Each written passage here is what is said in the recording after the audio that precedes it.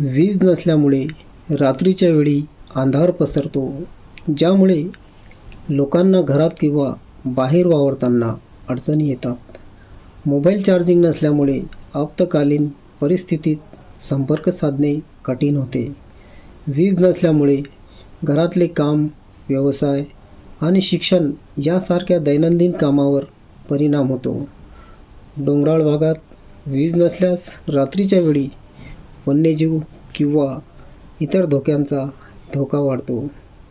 अमरावती जिल्हा, तालुका चिखलदरा. तुम्हारा त्रास नहीं होता। हाँ, 7 पूर्ण देता समस्या था तुमचा जैसा पिछले साल हो रहा था उसमें कुछ दिक्कत नहीं होती। सिर्फ हमको एक लाइट चाहिए।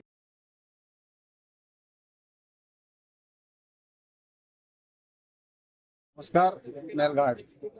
हम अभी मेलघाट से पूरे पदाधिकारी, सरपंच संगठना, सरपंच, गांव के नागरिक यहाँ परतवाड़ा अभियंता कार्यकारी की यहाँ भेंट दिए और यहाँ पिछले 4 महीने से मेलघाट में बिजली का हाहाकार मचा है और यहाँ के प्रदीप अंधारे सर इनसे बातचीत किए और जल्द से जल्द 9 से 10 तारीख के अंदर मेलघाट की जो बिजली समस्या को हल करने के लिए हथरू ग्राम पंचायत में आएंगे और वहाँ के लोगों से लोक अदालत के तौर पर यहाँ पे लोगों से सवाल करेंगे बिजली क्यों खंडित है।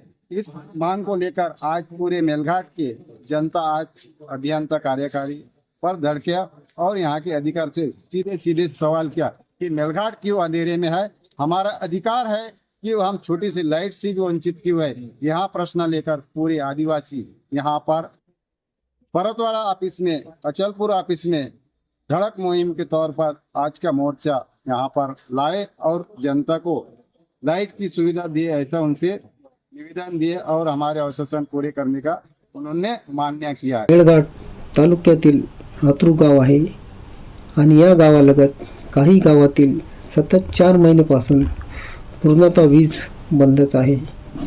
आपली समस्या, आपले दुःख घेऊन तेथील लोक 100 ते 150 किलोमीटर अंतर गाठून डोंगराळ रस्त्यावरून खर्चाने, कोणी मोटरसायकलने, कोणी बसगाडीने तर कोणी कसे आपले दुःख अचलपूर येथील महावितरण कार्यालय, मुख्य अभियंता साहेब यांना भेटून चर्चा करून निवेदन देऊन आपले दुःख सांगण्यात आले की आम्हाला उजेड पाहिजे साहेब. सतत 4 महिन्यापासून आम्ही अंधारात आहोत. आमची लहान लहान मुलं आहेत, त्यांचे शाळेत जाणे अवघड झाले आहे कारण शाळा गावाच्या बाहेर आहे साहेब आणि शाळेतून घरी यायला अंधार होतो. वेळेवर बस किंवा इतर वाहने मिळत नाही. घरात म्हातारे आहेत. मोबाईल चार्ज नसल्यामुळे आरोग्य विभागाशी संपर्क करणे कठीण होते. मैं रमेश नमस्कार हूँ, ग्राम पंचायत सदस्य हाथरू का। पिछले 3 महीने से हमारे हाथरू में बिजली नहीं थे, तो हमने 7 तारीख को अंधारे साहब जो अचलपुर में बैठते हैं उनसे मैं मुलाकात करने गई कि सर हमारे यहाँ पे बिजली नहीं होती थी। तो उन्होंने कहा था कि भाई अभी आगे ये 7 दिन में ठीक करेंगे और उसी के साथ ये भी कहा था कि हम 14 तारीख को गांव में आएंगे, देखेंगे क्या परिस्थिति है, तो कहाँ पे फॉल्ट है ये वो दुरुस्ती करेंगे।